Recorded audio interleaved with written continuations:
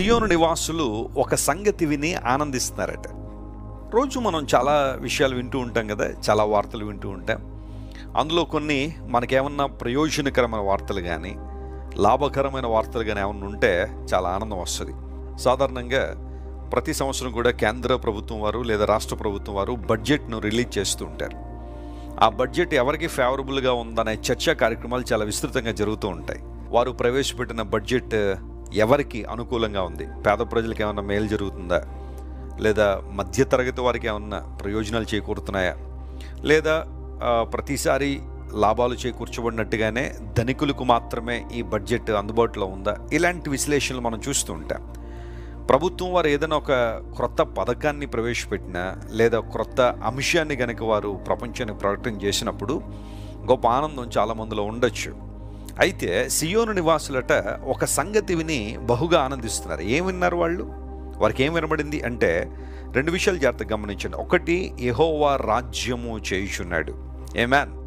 దేవుడు రాజ్య పరిపాలన, ఆయన రాజ్యము చేయుచున్నాడు, ఈ విషయాన్ని విన్నారట.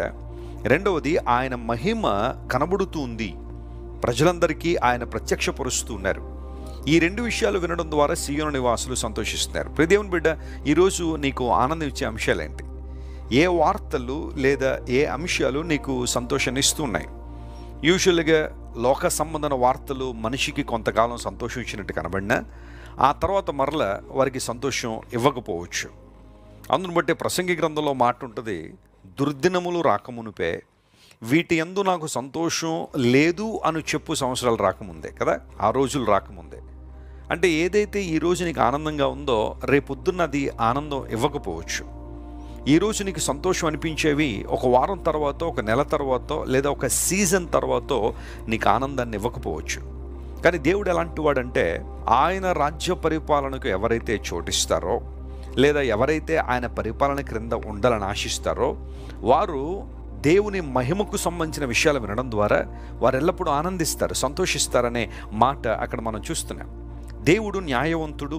ఆయన మన పట్ల తన ప్రేమను వ్యక్తీకరించడంతో పాటుగా ఎవరైతే మనకు విరోధంగా ఉన్నారో, శత్రువులుగా ఉన్నారో, ఇబ్బంది పెట్టడానికి ప్రయత్నం చేస్తున్నారో తగిన సమయంలో దేవుడు వారికి బుద్ధి చెబుతాడు. ఆ న్యాయం తీర్చేవాడు. అయితే దేవుని ప్రేమను అనుభవిస్తున్న మనందరం కూడా దేవుని స్తుతిస్తూ మనం ముందుకు కొనసాగినప్పుడు గొప్ప ఆనందాన్ని, సంతోషాన్ని మనం అనుభవిస్తాం.